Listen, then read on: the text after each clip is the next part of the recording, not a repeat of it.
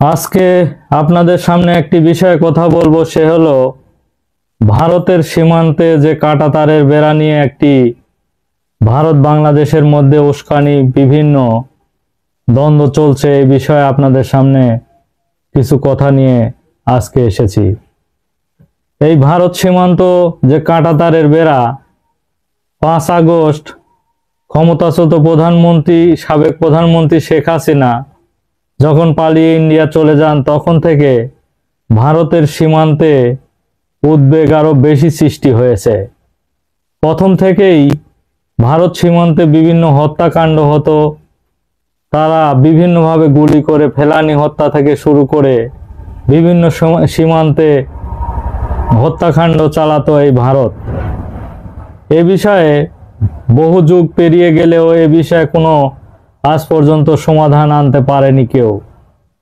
এখন শেখ হাসিনা পালিয়ে যখন ভারতে চলে যান, তারপর থেকে সীমান্তে যেন আরো বিভিন্ন উস্কানি এবং উদ্বেগ সৃষ্টি হয়েছে। ভারতে উস্কানি আগে কখনো ঘটেনি এমন প্রশ্নের জবাবে কর্নেল মোহাম্মদ আব্দুল হক পিএসসি এক টকশোতে বলেন, আমি যদি আপনার চারিদিকে বিভিন্ন বেড়াজালে ঘিরে ফেলি, তাহলে আপনি এই প্রশ্নের উত্তর দেন, আপনি কি স্বাধীন হলেন? কেউ যদি আপনাকে চারিদিক থেকে ঘিরে রাখে, তাহলে কিন্তু আপনি স্বাধীনভাবে কোনো কিছুই করতে পারবেন না। অতএব ভারত সীমান্তে যে উস্কানিমূলক বিভিন্নভাবে বেড়া জালে আবদ্ধ করা হচ্ছে, এটি ভারত এবং বাংলাদেশের মধ্যে উস্কানি আরো ব্যাপক হারে বৃদ্ধি পাবে বলে এটি বিশেষজ্ঞরা ধারণা করছে। এ বিষয়ে আমাদের যে চারিদিক দিয়ে কাঁটাতারের বেড়া, আমরা কি চোর নাকি ডাকাত তারা বুঝছে, তারা খুব শক্তিশালী এবং তারা ইচ্ছা করছে যা তাই করছে। এ বিষয়ে আমাদের স্বরাষ্ট্র উপদেষ্টা সরাসরি বলেছেন, রক্তের বিনিময় হলেও আমরা বর্ডার রক্ষা করব, এরকম একটি উক্তি করেছেন আমাদের স্বরাষ্ট্র উপদেষ্টা। এ বিষয়ে আমি বলছি, রক্তের প্রয়োজন নেই। অনেকে আছে যারা এই ভূমি রক্ষা করবে, তারা নিতে জানে, দিতে জানে না।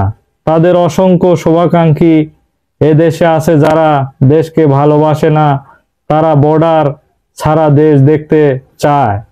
তিনি আরো বলেন, আমি সাধারণ ভারত শব্দটি বলি না, ভারত শব্দ দ্বারা অখণ্ড ভারতকে বোঝায়। আমি বলবো ইন্ডিয়া।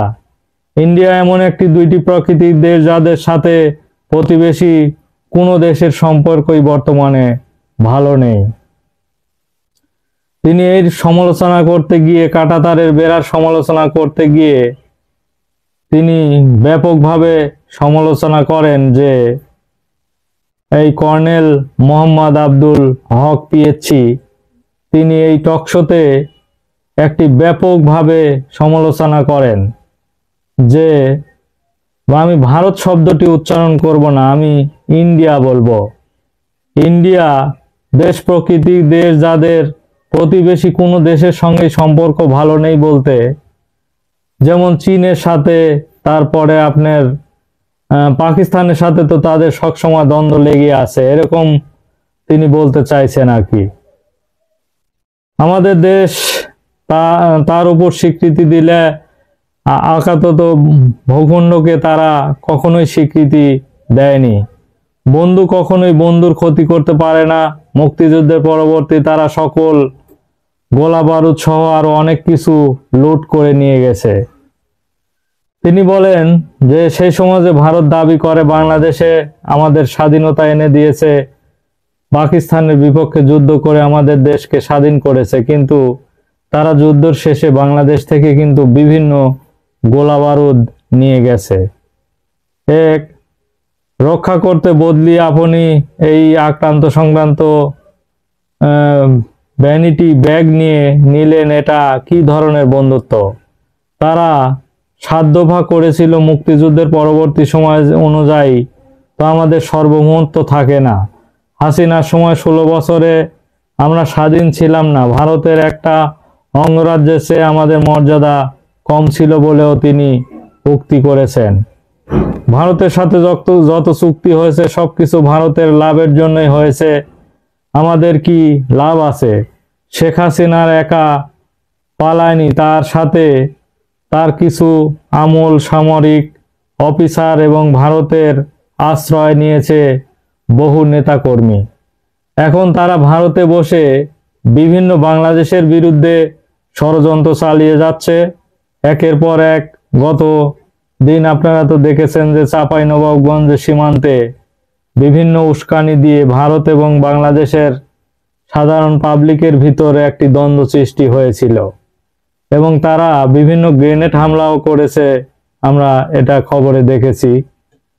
এরপর আসলে বিভিন্নভাবে আমাদের সাথে উস্কানি দিচ্ছে এবং ভারত সীমান্তে কাঁটাতারের বেড়া দিয়ে আমাদের অবরুদ্ধ করে ফেলার একটি পরিকল্পনা করছে।